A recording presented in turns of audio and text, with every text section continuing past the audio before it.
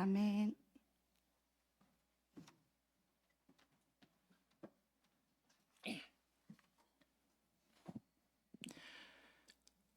오늘 우리에게 주신 하나님 말씀 로마서 12장 19절입니다. 로마서 12장 19절.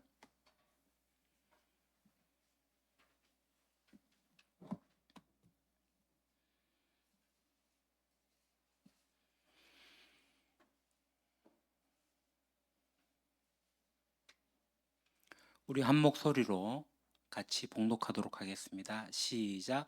내 사랑하는 자들아, 너희가 친히 원수를 갚지 말고 하나님의 진노하심에 맡기라.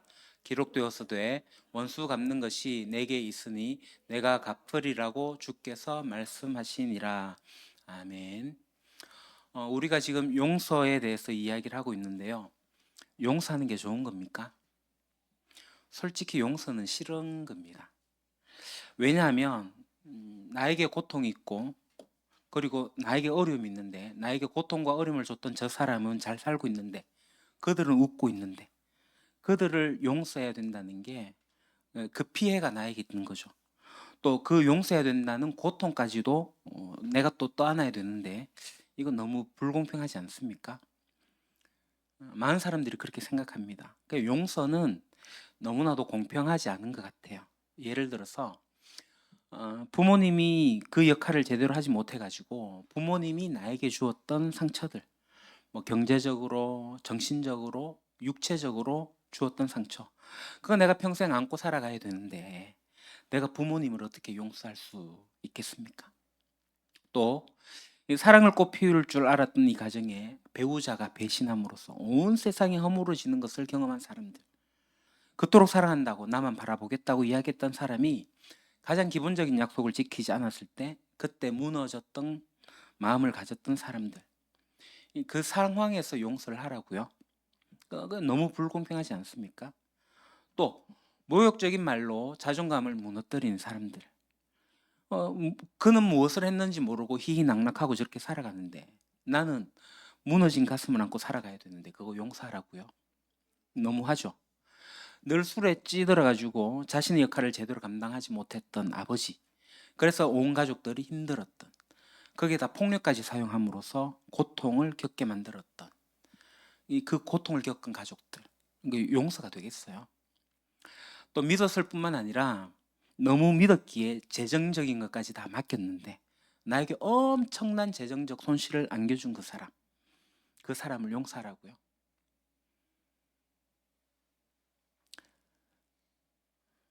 그 사람은 잘 살고 있는데 나는 빚을 계속 갚아내고 있는 상황에 용서가 되겠습니까?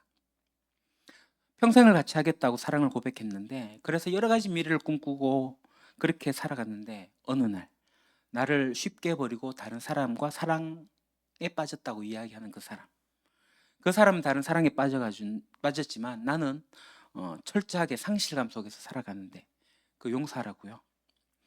용서는요, 실제로 너무나도 공평하지 않은 것처럼 보입니다. 너무 불공평합니다. 이게 도대체 어떻게 가능하다고 생각하십니까?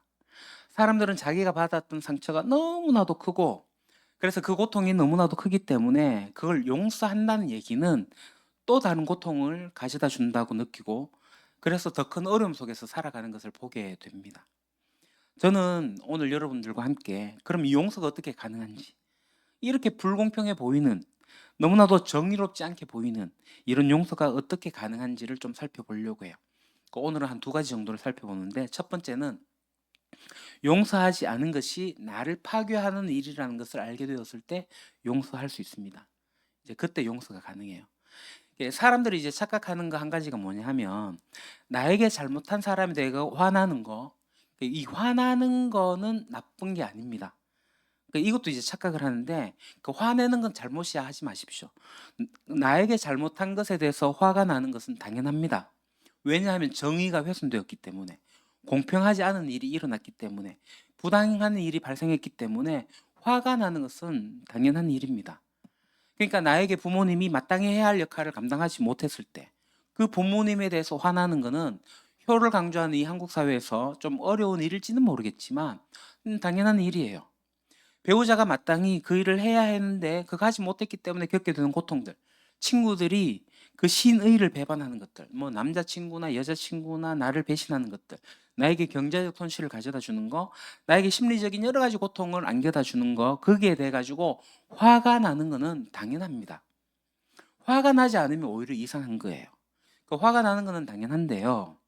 근데 화가 나면 안 된다고 이렇게 착각하는 사람들이 있다는 거죠. 또 이 화가 나는 것과 또 이 화를 계속 마음에 품고 있는 건 또 다른 이야기입니다. 그러니까 어떤 사건이 일어나 가지고 그 사건으로 인해 갖고 화가 나는 건 당연하지만 그 화를 계속 품고 사는 이야기는 다른 얘기예요.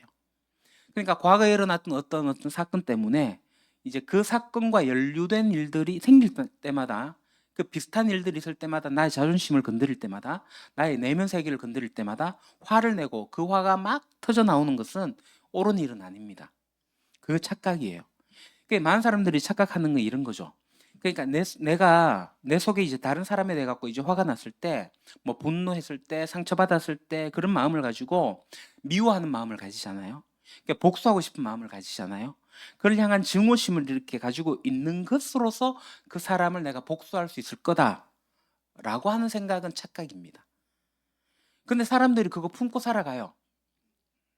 실제로 그걸로 인해 가지고 망가지는 것은 자기 자신인데, 사람들은 착각하고 그런 분노의 마음, 증오의 마음, 흐트러진 마음을 가지고 있음으로써 내가 마치 무슨 보상을 받는 것 같은 그런 착각을 하게 됩니다. 실제로 용서하지 않을 때 일어나는 일은 이런 겁니다. 내 속에 계속 화가 쌓이고 이 화는 이제 울화증이 될 수 있겠죠. 정신적 건강에 지대한 영향을 끼칩니다. 그 말할 수 없는 짜증이 나오고요. 무기력증, 분노감, 두려움, 뭐 이런 것들이 용서하지는 않은 상태. 그러니까 화를 품고 있는 상태에서 나타나는 일이에요. 뿐만 아니라 어떤 사람은 나의 삶이 이 모양인 것은 그 사람 때문이라고. 그 사건 때문이라고. 그 화를 품으면서 자기의 지금의 현재의 삶을 합리화합니다. 내가 이렇게 된 건 그 사람 때문이야 라고 말하면서 난 앞으로도 그렇게 살 수밖에 없어. 과거에 그런 일이 일어났기 때문에 실제로 사람들은 지난번에도 얘기했지만 이 용서하지 않은 걸 통해서 자기를 감옥 속에 가둬놓고 살아가는 거죠. 실제로 이것은 이 분노를 품고 있으면 그 용서하지 않은 상태로 이렇게 있게 된다면 이게 결국 육체적인 건강에도 영향을 끼칩니다. 만성 두통에 시달리게 한다거나 소화가 잘 되지 않게 한다거나, 이건 그냥 제가 하는 얘기가 아니고요. 그 캘리포니아 대학의 존 서처버그 박사가 논문을 발표하면서 한 얘기예요. 이게 당연한 거죠. 분노를 오래 품고 있으면 면역 체제를 약화시킬 수 있는 것을 과학적으로 밝혔어요. 특별히 그럴 경우에 이제 흡연을 하게 되고 음주 같은 좋지 않은 습관들을 유발시키게 되죠. 몸속에 있는 스트레스 호르몬을 분비시켜 가지고 몸에 치명적인 영향을 끼친다는 것을 발견했어요. 특별히 이제 면역력이 약화되고 심장병이 있는 사람은 사망에 이르게 되는 그 요인이 이 분노와 관련되어져 있다라는 것을 보여줍니다. 이제 특별히 이제 허혈성 뇌졸중, 쉽게 얘기해서 치매입니다. 이 중풍에 걸린 사람의 40%가 2시간 전에 분노를 일으킬 만한 사건을 겪었다는 것을 발견했습니다. 이 40%는 굉장히 큰 숫자잖아요. 실제로 이 분노가 몸에 큰 영향을 끼치는 거예요. 그뿐 아니라 그런 분노를 품고 있고 용서하지 못한 상태로 이렇게 계속 살아가게 될 때에 그 사람은 사회에 문제를 일으키는 거죠. 잠언 29장에 보면 화를 잘 내는 사람은 다툼을 일으키고 성내기를 잘하는 사람은 죄를 많이 짓는다고 했습니다. 화를 몸에 품고 있기 때문에, 또 성내는 것이 몸에서 자기도 모르게 이렇게 막 튀어나오는 사람들, 그 사람들 가운데 그는 모임에서 다툼을 계속 일으키게 되고, 그래서 어떻게 돼요? 죄를 많이 짓는다. 실제로 이런 분노를 품게 될 때에 사람들은 두 가지 양상이 나타납니다. 위축되거나 공격하거나, 이 둘 중에 하나의 반응을 보여서 이 사회생활도 자유롭지 못하고 오히려 그 속에서 문제를 일으키고 오히려 소외되고 뭐 이런 것들을 경험하게 돼요. 실제로 한 심리학자 이런 말을 했습니다. 우리는 우리가 상처를 받았던 당시에 그 순간에 겪은 우리의 느낌에 집착하고 그것에 불멸성을 부여한다. 그러니까 우리는 우리 상처받은 그 순간에 그 받았던 감정, 그 치욕스러운 감정, 그 아픔, 그것에 집착하고 그것에 대해서 불멸성을 부여한대요. 그리고 그 느낌이 되살아날 때마다 그 느낌이 우리 자신을 공격하도록 내버려 둔다. 이 심리학자의 이야기는 매우 정확한 이야기입니다. 그러니까 실제로 이제 가만히 한번 생각해 보세요. 과거에 일어났던 어떤 일이 그 과거에 일어난 일일 뿐인데 거기서 우리는 불멸성을 그러니까 하나님처럼 불멸하는 나에게 그 상처의 순간, 그 치욕스러운 그 순간, 그 고통의 순간, 그 순간이 떠오를 때마다 그 감정이 나를 공격하도록 나를 무방비 상태에 내버려 둔다는 거예요.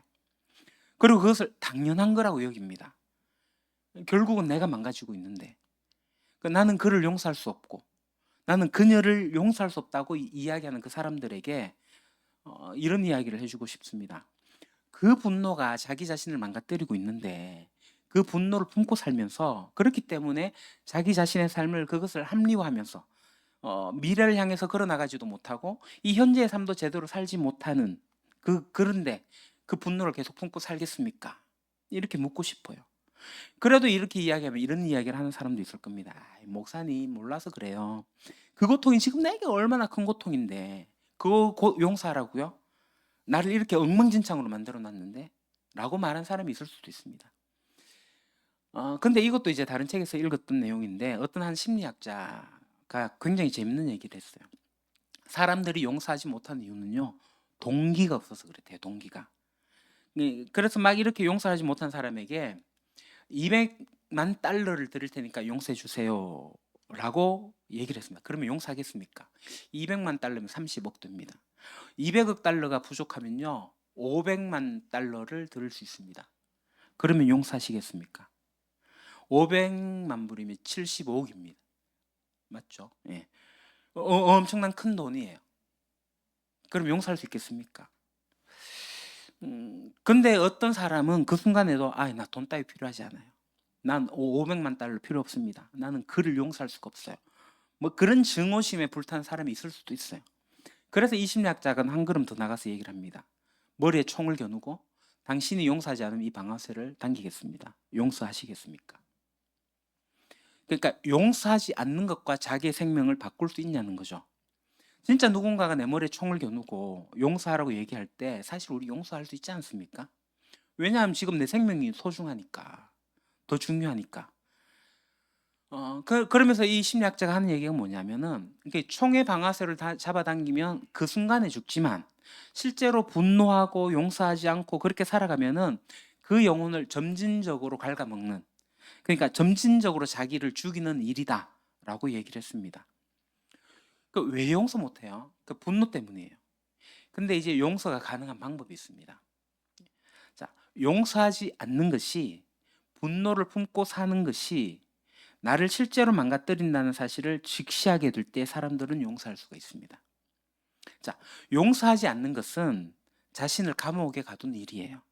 그걸 진실로 깨닫게 되면 이게 용서의 가능성이 생겨요. 실제로 일반적인 심리학자나 일반적인 상담자들이나 또는 종교인들이 그 용서를 이야기하게 될 때 주로 이야기한 논거가 바로 그거예요. 제가 이제 모 성도님과도 이야기를 했는데 그 성도님이 이런 얘기를 하더라고요. 내가 용서하니까 내가 편해지더라. 내가 편하려고 나 그냥 용서했어. 이렇게 얘기를 하더라고요. 그러니까 일반적인 용서에 대한 책들은 여기에 근거해갖고 용서가 가능하다고 얘기를 해요. 용서를 해야 된다고. 용서 안 하면 당신이 손해라고. 그렇게 해서 용서하라고 격려를 하죠. 저는 여기에 어느 정도의 진리가 있다고 생각을 합니다. 맞다고 생각해요. 여러분들 자신을 용서하지 않는 그 분노의 감옥 속에다가 여러분들이 그렇게 가둬놓고 여러분들이 점차 죽어가는 것을 방치해 두시겠습니까? 과거에 매여가지고 지금 현재도 살지 못하고 미래를 향해서 나가지도 못하도록 그렇게 내버려 두시겠습니까? 그것이 잘못됐다는 것을 알면 용서할 가능성이 있다는 거죠. 그러나 이렇게 접근하는 것이 충분치 않은 것을 우리가 느낍니다. 그러면 도대체 정의는 어디에 있습니까? 자, 우리가 내 편 하려고 용서하면 정의라고 하는 게 증발돼 버리는 거 아닙니까? 분명히 잘못한 일인데 분명히 그가 나에게 피해를 줬는데 치명적인 고통을 안겨줬는데 없던 일로 하자고요? 내가 용서하면 끝난다고요? 내가 살기 위해서 그렇게 해야 된다고요? 그럼 정의는 어디 간 거예요? 그런 생각이 여러분 들지 않습니까? 내가 지금 그 화를 품고 있으면 내가 손해기 때문에 내가 그거에 억울해가지고 용서해야 된다고요? 정의의 문제를 우리가 좀 해결해야 될 필요가 있습니다. 그래서 제가 이제 두 번째 이유를 설명을 하려고 합니다. 이 두 번째 이유를 알게 되면 용서의 가능성이 생겨요. 두 번째 이유는 하나님께서 마지막 날에 모든 것을 심판하신다는 겁니다. 하나님께 맡기는 거예요. 자, 이제 여기에 이제 하나님이 등장합니다. 여러분 먼저 이 사실을 아셔야 돼요. 자, 우리는 정말 어느 누구도 정의롭게 판단할 수가 없다는 겁니다. 정의롭게 심판할 수도 없다는 겁니다. 자, 어떤 사건이 일어났다고 합시다. 나에게 가해한, 또 그 누군가에게 내가 이제 가해했을 수도 있고, 어떤 사건이 일어났다고 한번 생각합시다. 그런 일이 일어났을 때, 특별히 이제 내가 가해를 받았고 내가 피해를 받았을 때 나에게 피해를 준 사람들을 내가 정확하게 심판하고 정확하게 판단할 수 있는 능력이 나에게 있는가? 사실 우리에게는 그게 결여되어 있습니다. 왜냐하면 우리는 이 사건을 이해하는데 매우 주관적입니다. 상대방은 전혀 의도 없이 했을 수도 있어요. 아니, 오히려 선한 의도를 가지고 움직인 걸 수도 있어요. 그러나 결과적으로 그것이 나에게 고통을 주는 것이 된 일이 생길 수도 있는 거죠. 그러니까 상황 전체를 우리가 정확하게 볼 수도 없고, 뿐만 아니라 그 상황이 어떤 상황에서 일어났는지도 부분적으로 이해할 수밖에 없습니다. 정확하게 얘기한다면 우리는 나에게 피해를 줬던 그 가해자를 정확하게 이해할 수가 없어요. 어쩌면 상대방도 사실은 연쇄적인 희생자 가운데 한 사람이었을 가능성이 농후합니다. 그냥 1대1로 보면 나한테 잘못한 거지만 그 사람은 또 다른 사람에 의해 가지고 피해를 받은 사람일 가능성이 있는 거죠.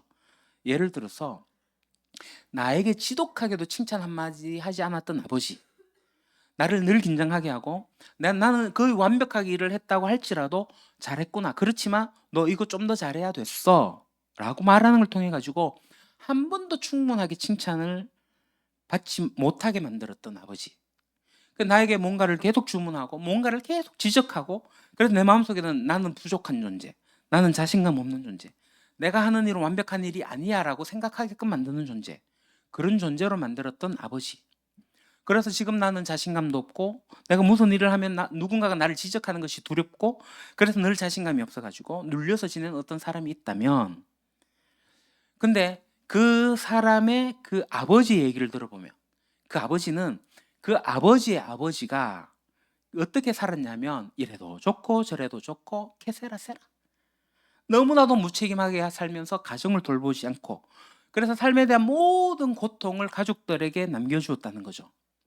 그래서 이 아버지는 이 할아버지의 그런 것들을 보면서 나 저렇게 살면 안 되겠다, 책임성 있는 인간으로 살아야 되겠다, 그렇게 살아야겠다, 완벽하게 살아야 되겠다, 나는 무책임하면 살면 안 되겠다, 나뿐만 아니라 내 아들도 무책임하게 살면 안 되겠다, 책임성 있는 아들로 완벽한 아들을 내가 키워야 되겠다, 그렇게 의도적으로 살았던 아버지였다면 이제 얘기가 복잡해지기 시작합니다. 나를 왕따시켰던 아이가 있습니다. 제가 진짜 왕따 당했다는 건 아니고요. 여하튼 왕따 시킨 아이가 있어요. 실제로 뭐 왕따가 좀 심하죠. 뭐 학교에서도 사회에서도 왕따 시켜가지고 나로 하여금 사회생활을 계속 주눅들게 만들었던 그런 아이가 있다고 한번 칩시다. 이제 그 아이는 이제 부유한 집안에 또 외동딸로 아무런 문제 없이 자라가지고 모든 것을 소유한 사람이었습니다. 학교에서 이제 아이들을 만나고 아이들을 몰고 다니면서 무슨 이유인지 모르겠지만 자꾸 나를 왕따시킨 거죠. 누군가를 왕따시키는 거예요. 그래서 지금도 나는 사회생활에 주눅이 들어있고 누군가가 나를 공격하게 될 때 위축되고, 그래서 내가 마지못해서 어떤 집단 속에 들어가야 되면서 비굴하면서 뭔가 그렇게 되어지게 만드는, 그렇게 만들었던 그 사건, 그 아이, 그 용서할 수 없는 그런 사람이 있을 수도 있습니다. 뭐 드라마 더 글로리 같은 것에 보면은 뭐 연진이 같은 역할이죠. 그런 이야기들을 이렇게 잘 들어보면 그 부모가 이 외동딸을 그 아이가 그러니까 하고 싶은 대로 다 하게 해주어 가지고, 그러니까 이 아이는 어릴 때부터 그 집안에서 유아 독존식으로 그렇게 자라난 거예요. 그랬더니만 이 아이는 부모님까지 조작하는 거죠. 울면서 짜증 부리면서 여러 가지 방법으로 자기가 원하는 것을 부모로부터 다 얻어내는 거예요. 그거 어릴 때부터 배웠어요. 학교 오니까 그게 또 가능한 거예요. 심지어 선생님들까지 조작하기 시작하는 거죠. 물론 이 부모는 이 아이가 그렇게 하는 것이, 그렇게 이제 해주는 거, 원하는 거 다 해주는 게 마땅한 거라고 생각해가지고 최대한대로 이 아이가 해달라는 걸 다 해주었죠. 이 아이는 어릴 때부터 그렇게 자기 주변의 사람들을 조작하는 것을 배웠어요. 가난할 때 우는 걸 통해서 배웠겠죠.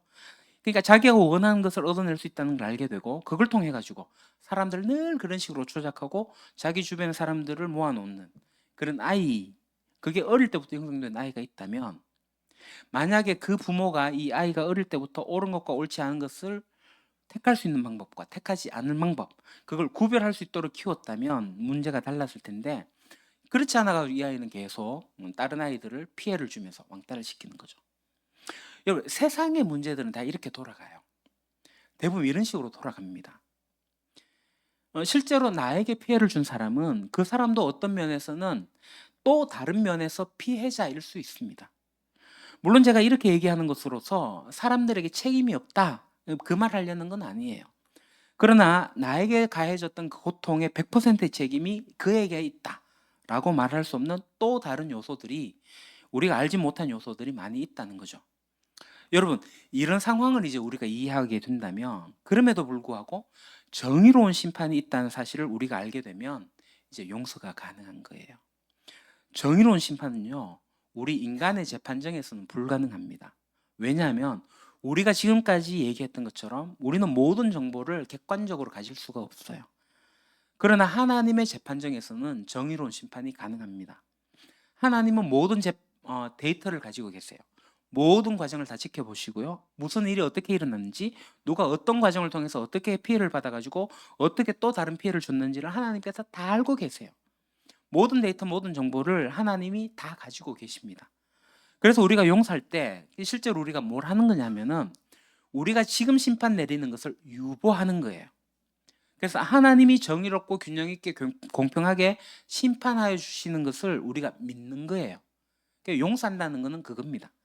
만약에 하나님을 믿지 않는다면 이 얘기는 할 부분이 없습니다. 그런데 만약에 하나님을 믿기 시작한다면, 그리고 공의로운 하나님이 정말 계시고 모든 것을 다 알고 계신 하나님이 계시는 걸 알게 되면 정의는 살아있는 거죠. 내가 살기 위해서 그냥 잊어버리기로 했습니다. 그럼 뭔가 손해보는 것 같으면 손해보는 거잖아요. 그렇게 용서를 하는 거잖아요. 그거 말고 나는 정확하게 이 문제를 파악할 수가 없습니다. 내가 피해를 받은 건 사실이지만 그 피해를 준 사람조차도 또 다른 문제가 있을지 모릅니다. 이 모든 과정을 내가 심판하는 것을 내가 유보합니다. 그리고 이 심판을 하나님의 공정한 심판정, 재판정에 회부하는 것, 넘겨버리는 것을 이야기하는 거죠. 그래서 오늘 본문, 사랑하는 성도 여러분, 여러분은 스스로 원수를 갚지 말고 그 일은 하나님의 진노하심에 맡기십시오. 성경에도 기록하기를 원수 갚는 것은 내가 할 일이니 내가 갚겠다고 주님께서 말씀하신다 하였습니다. 여러분, 이 성경은 굉장히 재밌는 얘기를 하고 있어요. 원수를 갚아야 될 일이 있다면 네가 원수 갚지 말라고 얘기를 합니다. 왜냐하면 그 원수 갚는 일은 누구 일이라고요? 하나님 당신의 일이라고 합니다. 원수는 내가 갚겠다. 이게 여러 가지 의미가 있어요. 지금 우리가 얘기했던 것처럼 인간이 원수를 갚으려고 할 때는 인간이 정확하게 판단을 해야 돼요. 그 사람이 얼마만큼 잘못했는지, 그뿐 아니라 이 잘못한 것에 상응한 벌을 줘야 돼요. 자, 예를 들어서 누군가가 저에게 100이라는 잘못을 했다고 합시다. 근데 제가 원수를 갚았는데 이 105를 갚아버린 거죠. 그럼 5가 더 많아졌잖아요. 그럼 거기에 대해 상대방이 분노하겠죠. 그 5에 대해서 저에게 또 갚겠죠. 근데 이게 15가 왔네요. 그럼 저에게 또 10이 남는 거예요. 이게 주거니 받거니가 되는 거예요. 제가 지난번에도 예를 들었지만 실제로 있었는 일은 문화중학교에서 둘이 싸우는 거예요. 왜 싸웠냐니까 시발점은 그거였어요. 지우개 가지고 톡 던지는 거였어요. 그만해 하다가 툭 쳤어요. 한 10 정도 받았다 합시다. 근데 얘가 10을 받았는데 20 정도로 때렸어요. 그 얘가 더 화가 나고 30을 때리고 주거니 받거니 해갖고 난장판 된 거예요. 사람 원래 그래요. 내가 10을 받으면 20으로 돌려줘야 돼요. 원수를 갚는다는 건요. 그래서 동해보복법이라는 게 있잖아요. 똑같은 해를 가지고 똑같이 보복을 해야 되는데 그렇게 되지 못해요. 인간에 있어 가지고 그건 불가능합니다. 우리가 잘못하고 잘못을 주고받는 것에 대해 가지고 개량할 수 있는 능력도 없어요. 그럼 우리 속에 어떻게 돼요? 원수 갚을 때, 이 보상을 받고 싶을 때, 상대방이 나에게 주었던 이 고통을 내가 그 사람에게 다시 돌려주고 싶을 때 우리가 뭘 생각해요? 다다익선이에요. 다다익선. 내가 받은 것보다 더 많이 돌려주고 싶은 게 인간의 마음이라고요. 그래서 하나님께서 말씀하시기를 너희들끼리 원수 주고받지 마라. 그럼 문제 해결될 수 없다. 공정하게 재판이 끝날 수 없다. 사건을 파악하는 것도 그렇고 형량을 정하는 것도 그렇고 너희끼리 할 수가 없다. 그거 내가 할게. 하나님께서 말씀하신 거예요. 이게 이제 신명기에 나와 있는 말씀입니다. 구약에 신명기 32장에 원수 갚는 것은 내가 할 일이니 내가 갚겠다. 주님께서 말씀하신 거예요. 그래서 우리가 원수를 갚지 말고 하나님의 진노하심에 맡기자. 그렇게 성경은 이야기하고 있습니다. 그러니까 이게 이제 하나님을 아는 사람들과 하나님을 알지 못하는 사람들이 용서에 접근하게 될 때 아주 다른 또 하나의 문제죠. 자, 하나님을 알지 못할 경우에는 이 정의 문제를 어떻게 해결할 방향성이 없습니다. 타종교 이야기해서 죄송합니다만은 그 모 스님이 뭐 정문 이렇게 갖고 하는 데 있잖아요. 어떤 문제가 계속 발생하면 네 편하기 위해 가지고 막 그냥 놔줘. 네 남편 그냥 이웃집 아저씨라 생각해봐. 뭐 어쩌다 한 번씩 와고 돈도 주지, 뭐 쓰레기도 치워주지, 얼마나 좋아, 고마워. 뭐 이런 식으로 얘기를 한다고요. 정의가 어디 갔냐고요. 정의의 문제에 대해 갖고 해결할 방법이 없습니다. 이 잘못된 부분에 대해 가지고 여기에 대해서 진짜 해결할 방법이 없어요. 근데 우리가 진짜 하나님을 믿는다면, 그리고 하나님이 정의로우신 분이시고 하나님이 모든 것을 알고 계신 분이시고 그분이 성경에 나오는 것처럼 놀랍게도 심판은 내가 할 거니까 너 원수 갚지 마. 원수는 내가 갚을게. 라고 말하는 그런 하나님이라면 그 하나님께, 그 하나님의 심판정에, 그 재판정에 우리가 이 우리의 문제를 회부할 수가 있는 거예요. 이렇게 얘기하는 거죠. 주님, 저는 잘 모르겠습니다. 저에게 고통을 준 사람도 문제가 있겠죠. 제가 그를 용서할 수도 그를 심판할 능력도 저에게는 없습니다. 하나님, 마지막 모든 날에 선명하게 드러나는 그날 주님께서, 하나님께서 공의롭게 정의롭게 심판해 주세요. 하나님께 맡기겠습니다. 그러고 나서 나는 그를 용서하는 거죠. 용납하는 겁니다. 근데 더 놀라운 건요, 로마서 이제 14장으로 넘어가게 되면 이런 말씀이 있습니다. 우리는 모두 다 하나님의 심판대 앞에 서게 될 겁니다. 그러므로 우리는 각각 자기 일을 하나님께 사실대로 아뢰어야 할 것입니다. 아멘. 자, 놀라운 것은 내가 이렇게 회부한 문제만 하나님의 법정 앞에 서는 게 아니라 우리 그리스도인들조차도 어떻게 된다고요? 우리 모두가 지금 어디에 서야 된다고요? 우리 모두가 하나님의 심판대 앞에 서게 될 거라는 거예요. 그것은 이 심판대에서 우리가 구원을 받고 안 받고의 문제가 아니라 우리 인생을 어떻게 살았는지 일종의 평가받는 시간이에요. 많은 그리스도인들이 이거 잘 몰라요. 예수 믿으면 그냥 천당에, 죽고 난 다음에 천당에 쑥 들어간다고 생각합니다. 죄송합니다. 쑥 들어가지 못합니다. 한 번은 이 심판대 앞에 서야 돼요. 그게 하나님의 심판대입니다. 하나님의 심판대에서 너 구원이야? 너 구원 아니야? 이거 하는 심판대 아니에요. 이미 믿는 자는 심판을 받지 않아요. 거기에 대한 심판 받지 않아요. 우리가 정말 하나님 믿었다면은, 우리가 진짜 예수 그리스도를 나의 주인으로 진짜 모시고 살았다면, 그러나 하나님께서 이제 물으시는 거죠. 너 사랑과 정의에 기초한 삶을 살았니? 우리의 삶 전체를 평가하는 시간이 있게 될 거라는 거예요. 그게 이제 베드로서에서 보게 되면은 우리를 불로 태우는 거예요. 그래서 우리에게 뭐가 남느냐? 지푸라기 같은 것들을 다 태워줄 거고 정금과 같은 것이 나오게 될 거라는 거죠. 그러므로 12절에 우리는 각각 자기 일을 하나님께 사실대로 아뢰어야 할 것입니다. 이 개역개정에 보면 직고하리라 이렇게 표현 썼는데요. 하나님께서 우리의 스토리를 다 이야기할 그날이 올 거라는 거예요. 그러므로 이 심판은 나에게 피해를 줬던 사람만 심판대에 서는 게 아니라 플러스 나도 그 심판대에 서게 된다는 것을 잊지 마셔야 됩니다. 우리 모두가 하나님의 그 심판대 앞에 공정하게 서게 될 거예요. 그 우리말 속담에 뺨 때린 놈은 잘 못 자는데, 뺨 맞은 놈은 못 자는데 뺨 때린 놈은 두 다리 뻗고 잔다, 이런 얘기가 있습니다. 실제로 사람들은 다른 사람에게 피해를 주는 것을 잊어버릴 때가 있어요. 근데 피해를 받은 것은 잊지 못합니다. 그러니까 피해 받은 것은 내가 계속 생각하지만 내가 피해 준 것에 대해서는 몰라요. 그러니까 내가 누군가를 심판정에 세우고 싶은 마음은 극도로 이루고 있지만 내가 거기 가서 심판대에 서가지고 내가 누군가에게 피해를 준 것을, 나도 부지불식간에 했는 일들을 거기서 심판을 받게 된다는 거예요. 하나님의 마지막에 공의로운 심판이 있다는 사실을 기억하게 될 때 우리가 용서하기 쉬워집니다. 다음 주에 용서에 대해서, 그 가능성에 대해서 좀 더 말씀드리겠습니다. 기도하겠습니다. 사랑과 정의로우신 하나님 아버지, 오늘 저희는 용서의 어려움과 그 가능성에 대해서 깊이 생각했습니다. 주님, 저희 마음속에 있는 분노와 억울함을 주님 앞에 내려놓습니다. 용서하지 못하는 저의 나약함을 인정하며 주님의 도우심을 간절히 구합니다. 저희는 때때로 상처와 고통에 갇혀 헤어나오지 못할 때가 있습니다. 분노와 원망이 저의 마음을 갉아먹고 삶을 어둡게 만듭니다. 주님, 용서하지 않은 것이 저희 자신을 파괴하는 일임을 깨닫게 해주십시오. 저희를 묶고 있는 과거의 상처에서 벗어나 주님 안에서 참된 자유와 평안을 누리게 해주십시오. 저희는 또한 정의로운 심판을 갈망합니다. 주님, 저희는 모든 것을 공의롭게 판단할 능력이 없습니다. 그러나 주님은 모든 것을 아시고 모든 것을 공평하게 공정하게 심판하실 수 있음을 믿습니다.